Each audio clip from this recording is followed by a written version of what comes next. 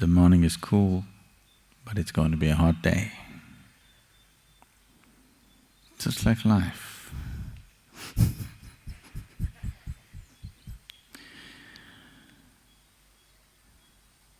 You don't go by what's there now.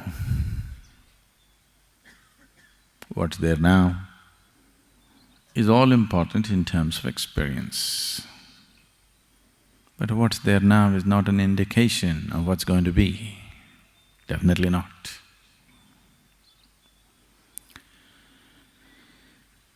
The process of what we call as life, most of the time, except a few nasty mornings, most of the time it starts off well. At least for you, not for your mother. At least for you.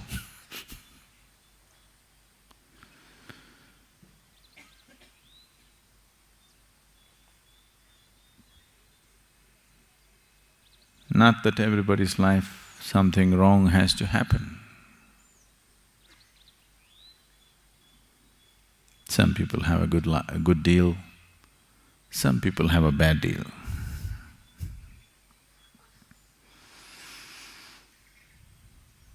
With the family, money, careers, business, partners that you choose, children that you bear, and various other social, financial, emotional situations. Some people have a good deal, some people have a bad deal.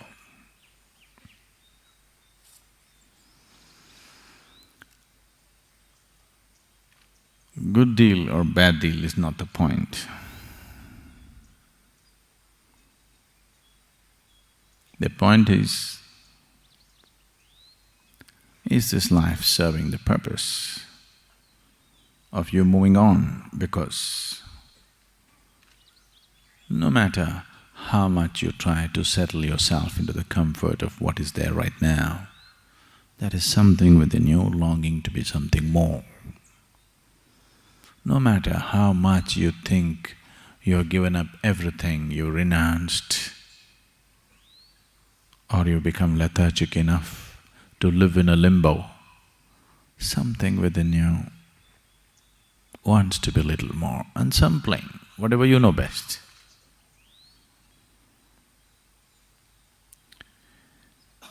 Either you can keep this longing, just coming to terms with it. This is how life is. Some fulfillment, some frustration, some gain, some pain. These are all the philosophies people propound to solace themselves, to tranquilize themselves, to stay half asleep. You are right now? They pulled you out of the bed and brought you? Even if they're beating the drum,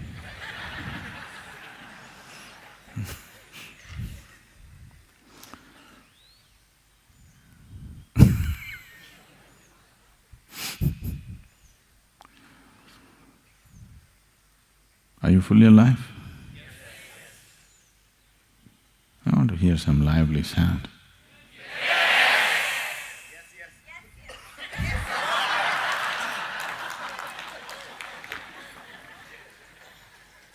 So whenever I ask you, are you on? You say,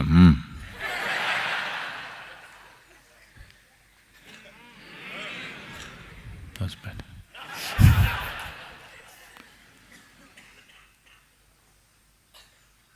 So,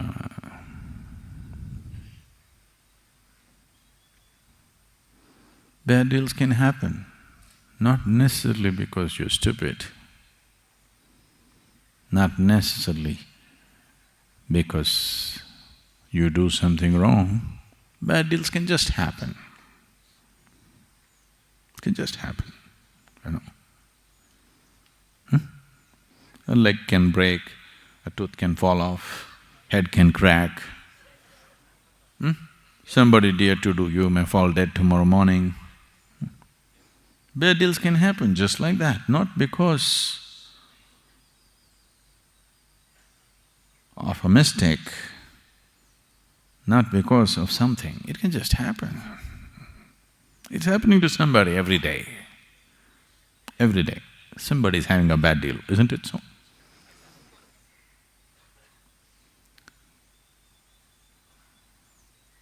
Even if you try to do something very good, even then bad deals can happen.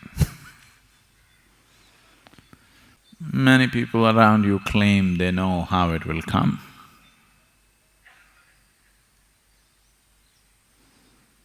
They wrote it on a paper, they gave you that horoscope. That horoscope which told you that this was the right man to marry.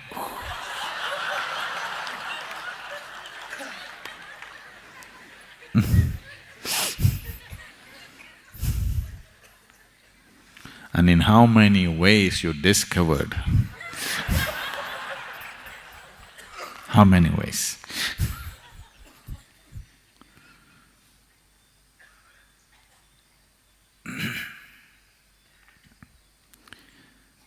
Lots of claims about life,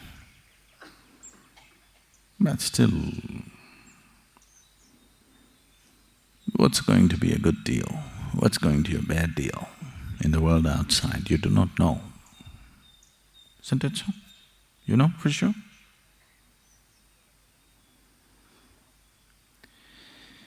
So,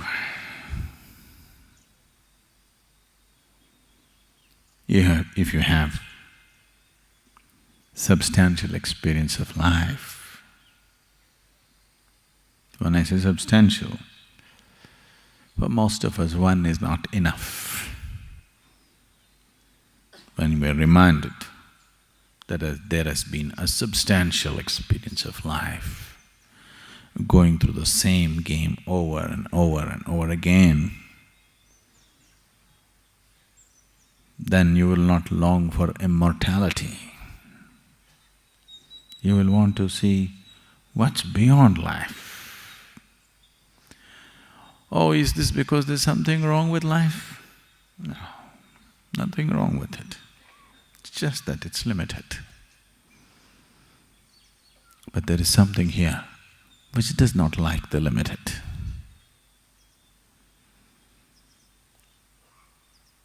There is something here which does not like boundaries. There is something here which will not settle for anything less than the boundless.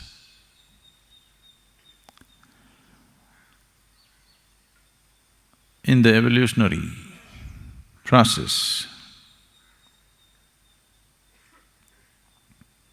you can see from a single-celled animal to all that has happened now, from that single-celled animal to who you are right now. All that's been happening is to somehow bring a larger slice of life into your experience. That's all that's happened. Became little more capable to experience life, not necessarily to do. An elephant can do much more than you when it comes to physical activity. But that's not the point. Little more capable to experience life. Because what is there now is somehow not enough. Pacifist philosophies have been taught to us to make you sleep where you are. Be content with what you have. But it's not worked. See? Early morning bad deal, Somebody's having a bad deal.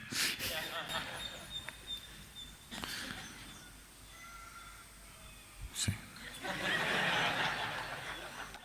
Somebody's sure having a bad deal.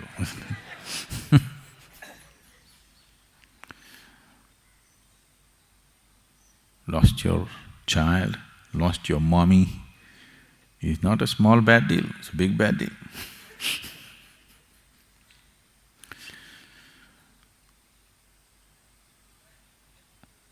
But how we experience the process of life is now, for the first time as a human being, it's in our hands. Never before it was in our hands. In the process of evolution, all these millions of life forms that this might have gone through, in none of those forms we had the freedom to choose our experience. Even now, we don't have absolute choice to choose our situations, but we have been given the freedom to choose our experience. Whatever kind of deal, the inner deal, we can strike a good deal, a fabulous deal, whatever may be the outside deal. This one huge step of consciousness sets a human being apart. No other animal is able to determine the nature of his experience. The outside situations are good, they're fine. If they're not good, they're gone. But this one is capable of having an inner situation the way he wants it, no matter what may be happening around him.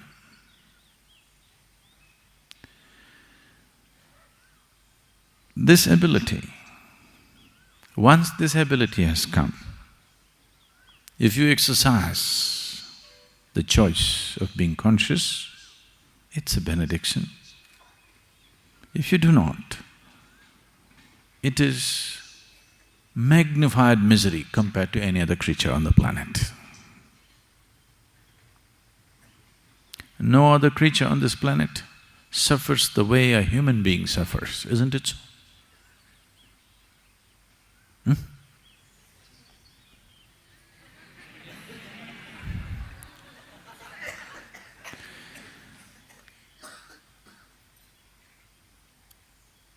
No other creature on this planet can suffer the way a human being suffers. It's deep. They do, it's not that they don't, but not this deep. Human suffering is deep.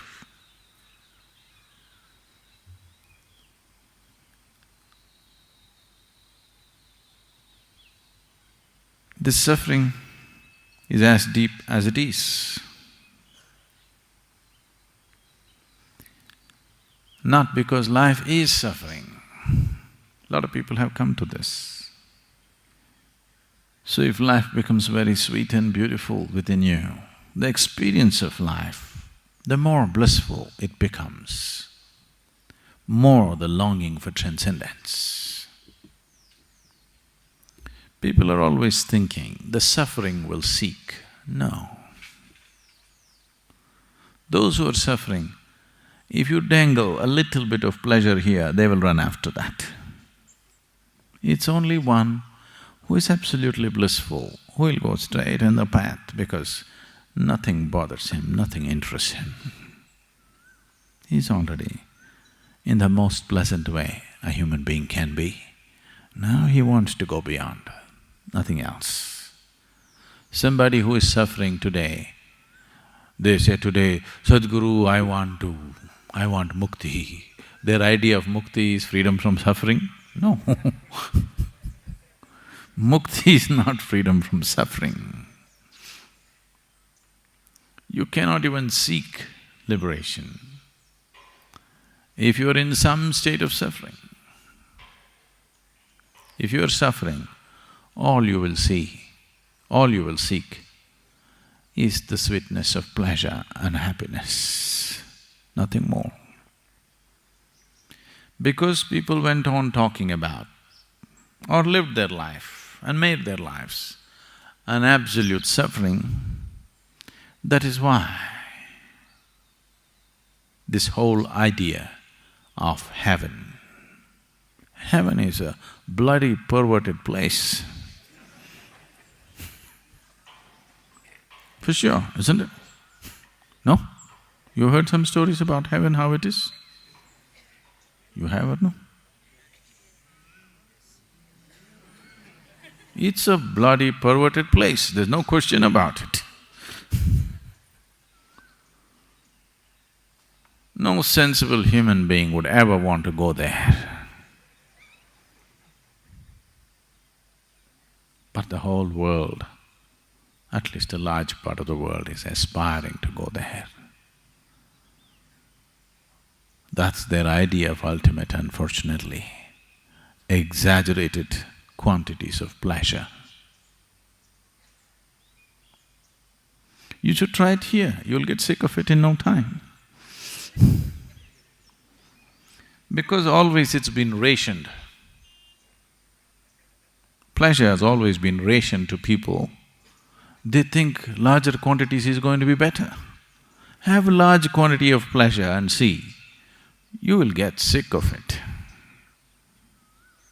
Because pleasure is just a poor substitute for joy and blissfulness. And this whole game of good deal, bad deal goes beyond life. Hell and heaven is just good deal and bad deal. Even when the deal is good, you can still suffer, isn't it so? Are you not capable?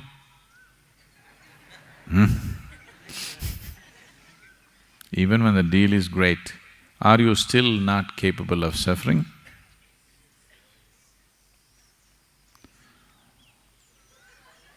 So if I export you to heaven,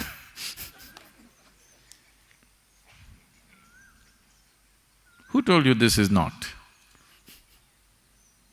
Who told you this is not heaven? How do you know? Is there any guarantee for you that planet Earth is not heaven? Do you know? Maybe you went through all that hard, bloody world somewhere and now you're in heaven. See, even the women are beautiful.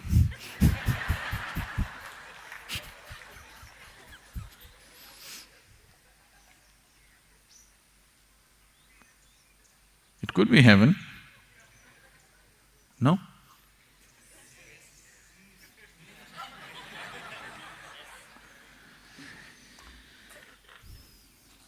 So if you land up in another place, it's not going to be any better. This silly idea they have sold for a few thousand years, it beats me. The power of marketing.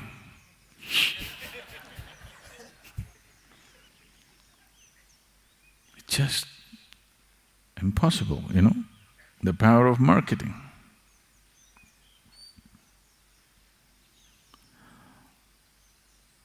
Even a school-going child knows your physical body seeks oxygen, not carbon dioxide. Even a school-going child knows this. But see, they can pump carbon dioxide into a bottle and make you believe that's the best thing to drink on the planet.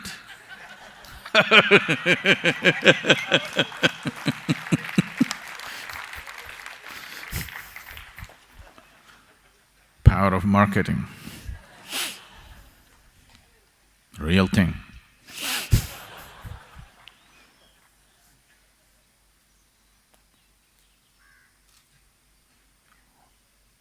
It is only the Indian farmers who found out the real purpose of these drinks, because they started using it on the plants. Plants like carbon dioxide. It's only the Indian farmers, the Andhra Pradesh farmers, who did the right thing with the real thing. They sprayed it on the plants and they found it works.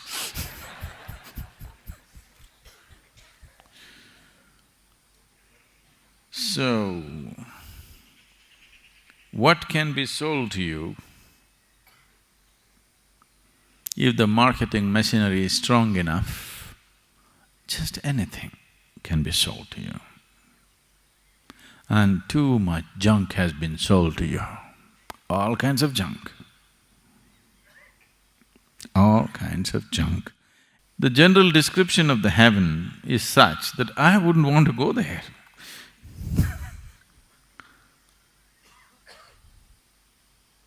You want? Even if it's real, still it's not an attractive place to go. Many of you married.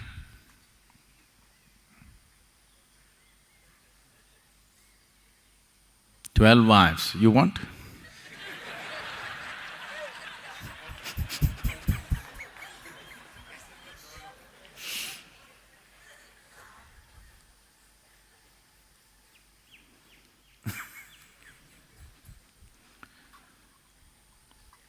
Not my idea of heaven.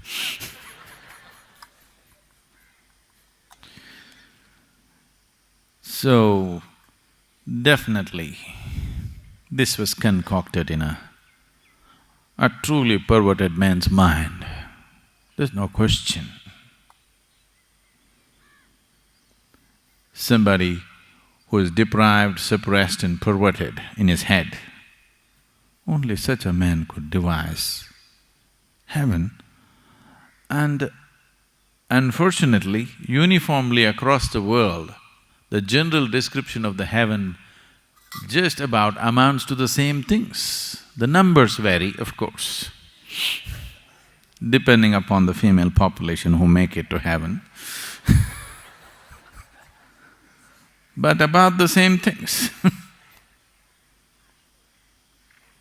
So the most perverted in any population, they are the people who thought this up.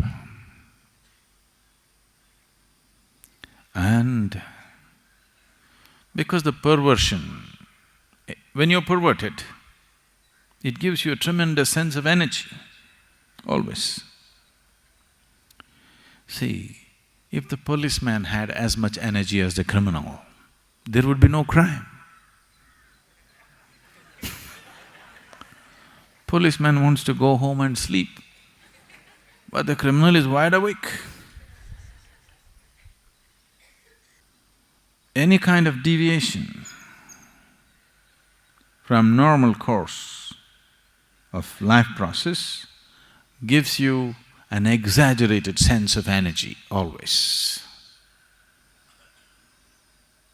You become fanatical about something. You will see, you will have an exaggerated sense of energy.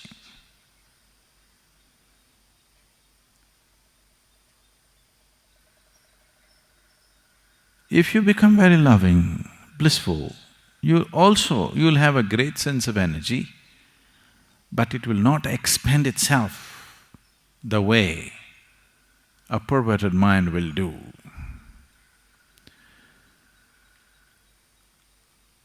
And these people with great energy, and they went about selling it. You sell the same product to the whole population, you never deliver it. This is great. This is like, once in a way, I think it's making everywhere, in Tamil Nadu this is making rounds, somebody comes up with $1 million currency note. You heard of these things in Chennai? Chennai people have a fascination for this. Somebody says, there is actually $1 million note with this man, it is certified by the United States government and he is willing to give it for a discount. Because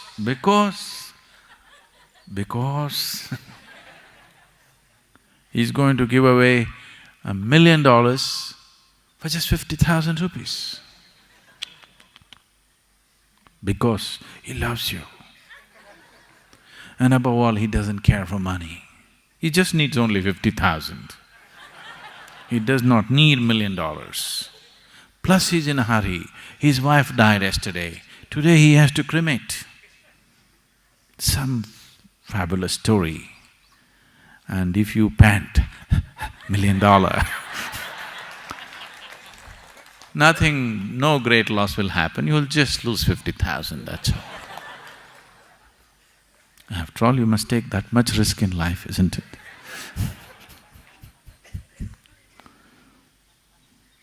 So this goes on and on and on. The same product, sold again and again and again. Just marketing by the power of this, not delivering anything. So you know all the… the Madoff job. You don't know the Madoff job? No? Okay. I won't go into the financial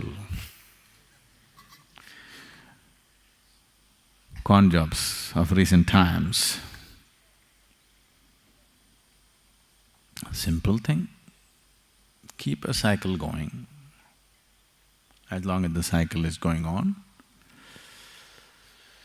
great businesses can be run without doing anything as such.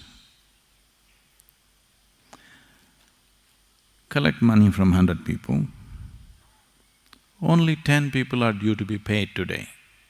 Pay these 10 people, what's the problem? The cycle gets bigger and bigger and bigger.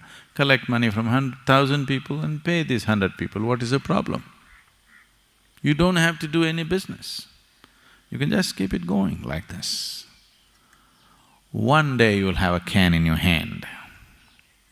That day is not very far away for you. When death confronts you, you will see your can is empty. Nothing. Empty stories, all will evaporate. All stories, all gossip, all rumors that you heard about hell and heaven and God sitting there and welcoming you, all the damn stories will evaporate if death confronts you. You will be freaky shit scared. No? Because this is just a convenience.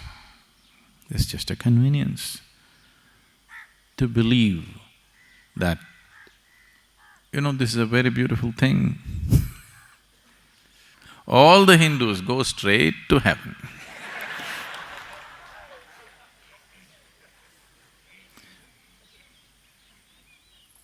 If anybody dies, we never say he died, we say he reached heaven. Yes?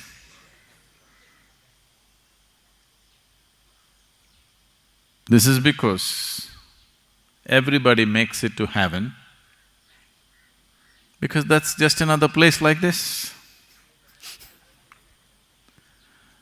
So here we never considered going to heaven as a big thing.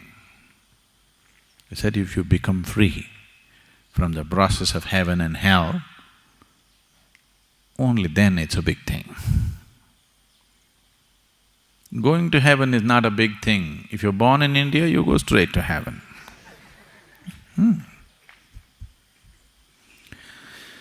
Because probably after living in India, wherever you go, it feels like heaven.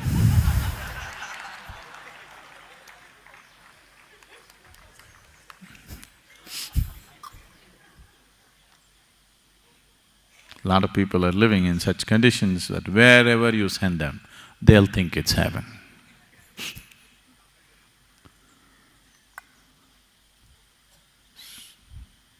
you're in the right place. If you want mukti, you may have to strive. But if you want to go to heaven, no problem. You're born in the right place, anyway you'll go to heaven. When you die, they'll print a card and say, he's reached heaven. It's printed. Have faith in the printed word. I'm not just ridiculing, this has happened across the world, isn't it so? The damn printed word is negating everything that's life. If you look around and let life speak,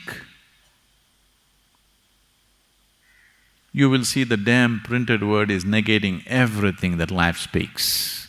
But still, it's printed. This is not printed, you have to be conscious to listen.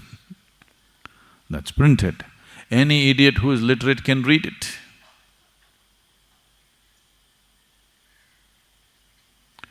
Literacy doesn't take intelligence, isn't it?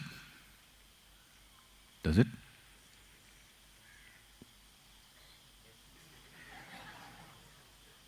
Does it? They say,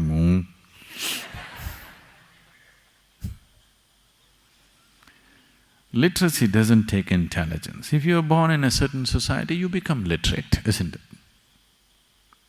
Every idiot becomes literate if you're born in a certain society where there is certain apparatus of education. And every fool can read this stuff, the printed word, which somebody says is sacred. It goes against life, it doesn't matter. It makes people fearful, guilty and confused, it doesn't matter. Only because it's so great, it can confuse a great mind like you. Isn't it?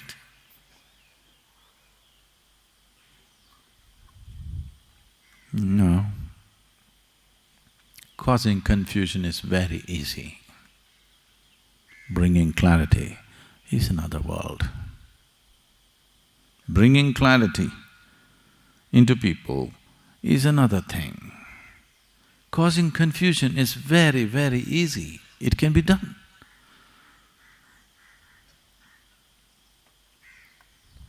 You just go up to somebody, say, do you see the tree, how blue it is?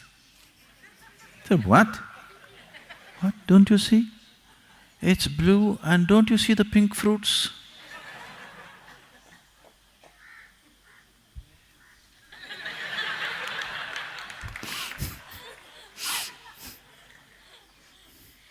It's very easy to do this.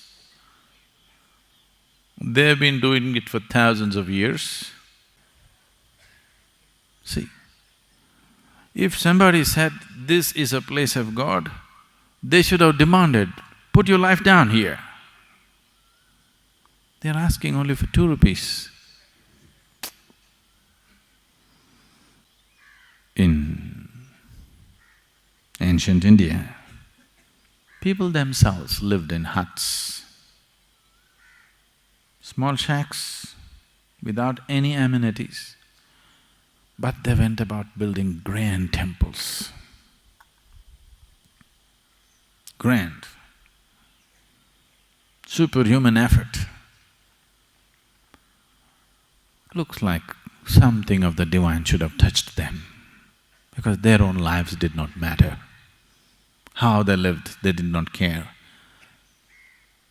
These people at least are real believers, at least they believe. This is just a trick. All you're looking for is a pet, but a heavenly pet.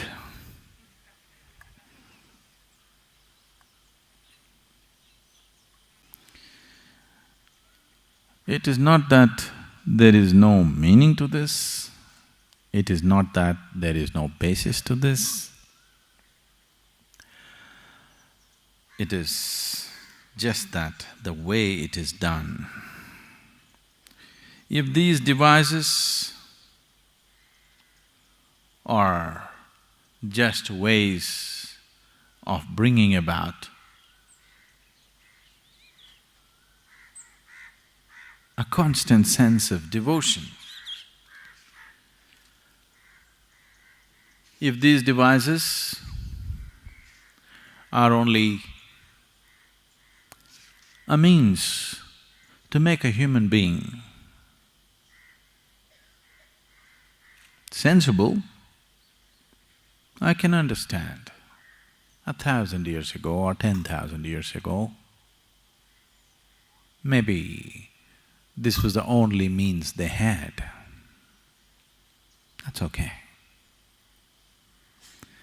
But it's being sold as real, not being presented as a device,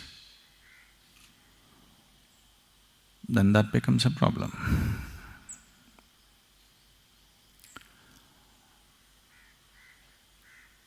So what is this whole search? Sadhguru, I'm not feeling any great search within me. All I feel like right now is breakfast.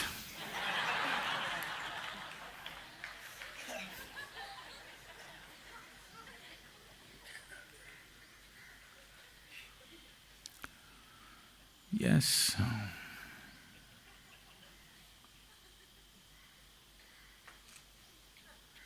But you know, you're not yet in heaven. This is Isha Yoga Center. People don't eat breakfast here.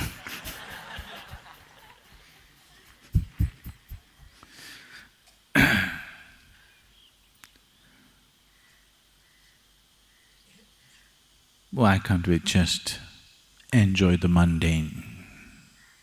In every little thing, why can't we find pleasure and joy and just do it? You must do that. If you cannot even do that, you're no good. You're no good for anything. If you cannot enjoy the sunrise, if you cannot enjoy the breakfast that you eat, if you cannot enjoy the air that you breathe, if you cannot enjoy the earth that you walk upon, you're simply no good for anything, because even birds and animals are doing it. Yes? So, if you're not even able to do that, this is sub-animal state. I believe that many of you managed to do that. So we are saying, what is the next possibility? Because there is something within you which longs. Either you put the longing to a little bit of sleep with too much breakfast, or you've confused the longing by creating false longings. See, whatever a human being is seeking, whether you're seeking money or you're seeking pleasure, you're seeking food, starting from the fundamental of food, because food is the first thing that you cried for when you were born, isn't it? See, that child you heard some time ago, he's been brainwashed, conditioned. Now he cries, "Mummy." Now, first when he cried, first when you cried, food, isn't it so? Even now, it's food that you're crying for, but it comes through mummy.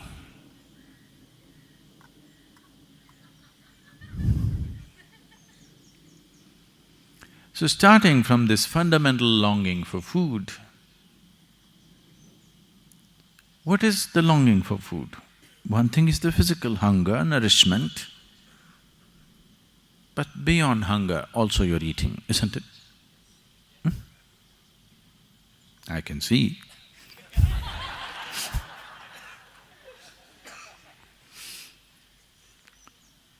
Food ingestion, digestion, assimilation is a way of taking something which is not a part of you and making it a part of you. If it happens on the lowest level, we call it food.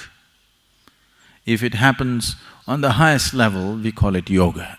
Yoga means union. In between, there are many ways. Sexuality, ambition, this one, that one, a million other ways. But the longing is for unity. Somewhere there is a longing to include something and become little larger than who you are right now.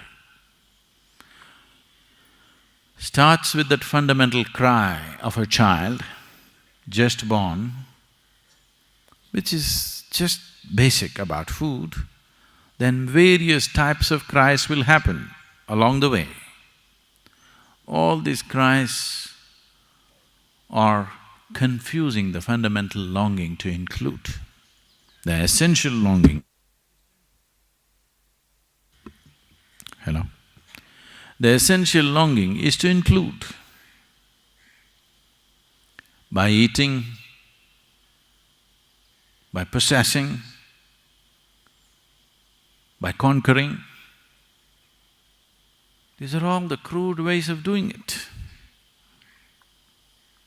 But the same longing, singular longing, right through your life. Please see, from the moment you were born, you're still crying for the same thing. You want to include something more as a part of yourself. All I'm telling you is, don't go by installments. Nobody ever does it that way. You cannot count. I think we can do it. We have 2 full days. All of you can start counting right now. 1, 2, 3, 4. I'm sure by Sunday evening we would have reached infinite if we do it incessantly. No? 2 days, non-stop counting, 48 hours. I think we can make it. Oh, you are a problem.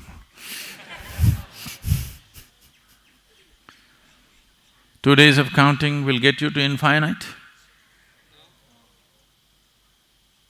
You do 1,000,000 years of counting, you will not get there. You're longing, whatever the longing for, whether it's for food, it's the pang of hunger, or lust, or ambition, conquest, it is the same longing. If you bring little more consciousness to this longing, you will see this is not what you're longing for. What you're longing for is inclusiveness. So you can confuse the fundamental longing with variety of things, running after this for 5 years, running after that for 10 years, running after another thing for 25 years. Then, when you're still wanting to run, it's gone.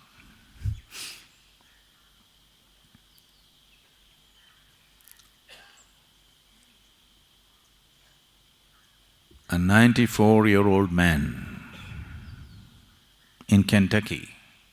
You know what's Kentucky? These are people who breed horses. A 94-year-old man who lived on a horse ranch all his life, whose whole life and work is with studs. At 94, he married his 6th wife, who was only 18 years of age. You know, there's a large ranch.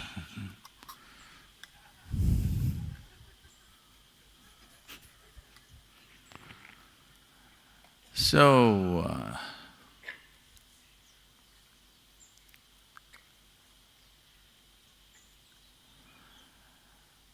he met his wife on the first day,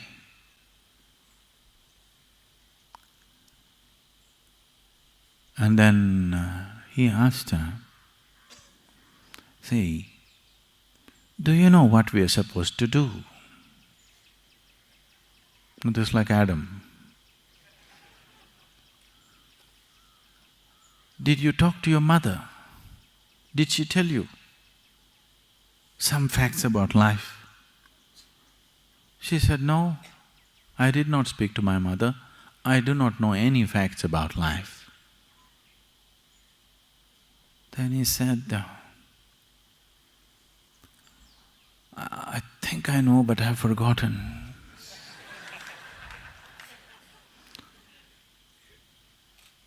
I've been out of the active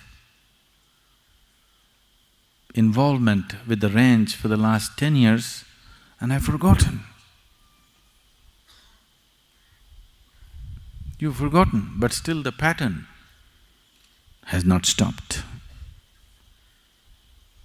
Many things are just like this with life. You have forgotten that the only longing is for inclusiveness. Here and there, whatever comes your way, you want to grab and include, little by little, piece by piece. You will not get the cosmic. You will not get the existence that way, piece by piece. It's too many pieces. Nobody can put it together piece by piece. Either you swallow it whole or you don't. That's how it is. As I told you yesterday,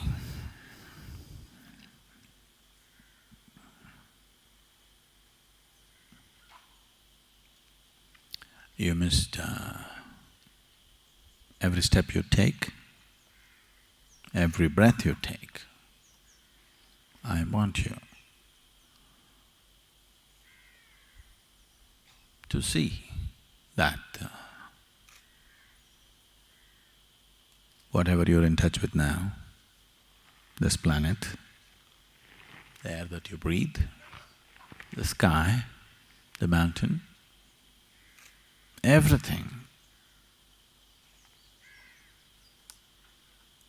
if you're willing to look at it in a certain way, is overwhelming. If you're willing to see that you as a person, though you can walk, talk, do this, that, you're still not grasped any one of them. You don't know. The blades of grass here may be laughing at your ignorance. They are actually. Do you hear? I want you to hear.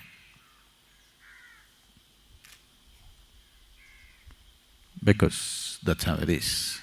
Everything here knows life except the human being.